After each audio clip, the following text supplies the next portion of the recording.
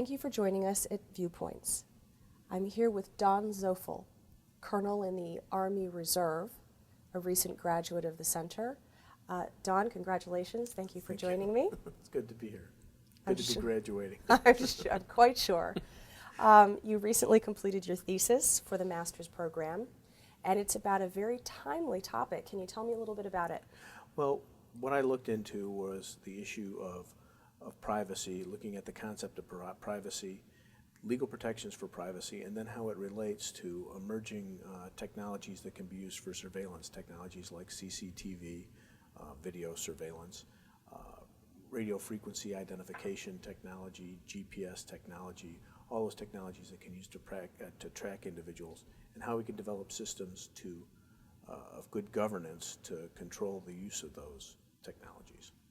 A lot of the discourse about Homeland Security in the public has been framed as the sort of inexorable tension between security and civil rights, or specifically privacy rights in a lot of ways. How do you regard that relationship as you are exploring these issues? Well, first it's important to understand that the technology has implications well beyond simply security technology. For example, CCTV and RFID have been used in conjunction with traffic control, Easy Pass, tollway systems. CCTV can be utilized to direct emergency response and emergency responders in the event of a situation where you can see what's happening on the ground and then direct individuals. So these technologies simply aren't only surveillance. That's not the only part of the conversation.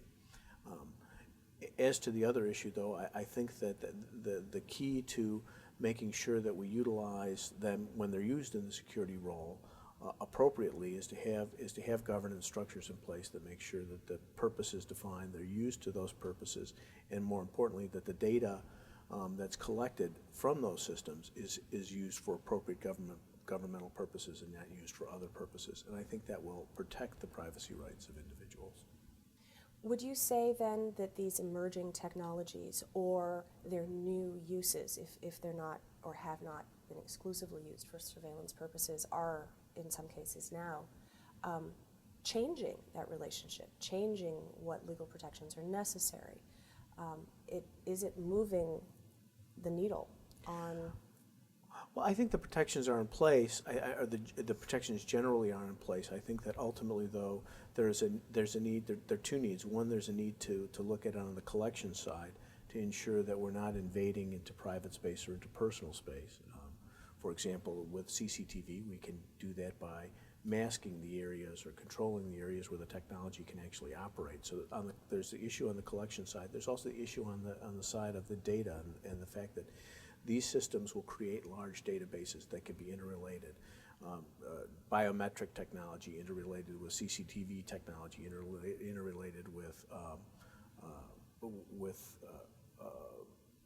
RFID technology, say, to track individuals. It's when we get into those areas, when we start individuating data and using it to monitor an individual's movement, that we may need to have more protections. I think those protections can be accomplished by the development of governance strategies by the governmental agencies that are employing this technology, developing those governance systems, and then following them.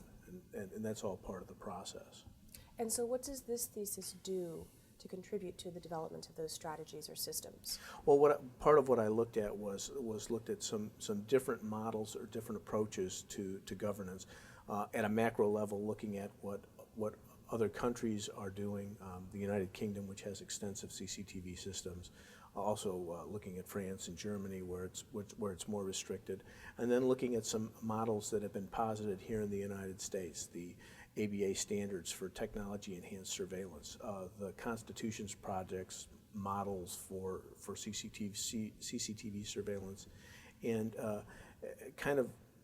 they all center around a set of principles called the Fair Information Practice Principles. I think all these systems sort of do, trying to look at those basic principles and then come up with some suggestions for administrators as to what they need to look at and what they need to do to develop governance strategies for their individual municipalities or states or whatever entity it is that's utilizing this technology. Very interesting. And were you able, from those disparate models, to either synthesize one recommendation or? I think it really kind of centers around about 6 sort of principles, general principles that really are articulated fairly well, but the fair information practice principles, and that governance strategies can be developed utilizing those principles, and they're around things like making sure that people have notice, whether you do it through signage or other practices, and several other kind of general principles for developing a governance strategy. So yes, I think that government entities can take those and then craft a set of guidance that works for them and also is flexible enough to adapt to technology as it moves and becomes more sophisticated. Very good. It sounds like this research has high relevance and utility to Homeland Security stakeholders across the spectrum, local, state, and federal. I think that's really correct.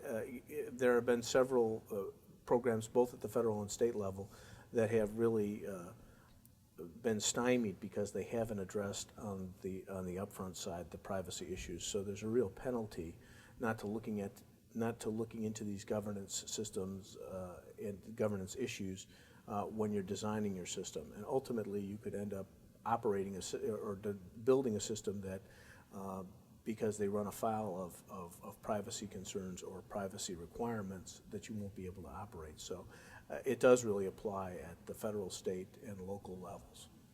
In that case, I'm sure a lot of people will be awaiting eagerly the release of this thesis.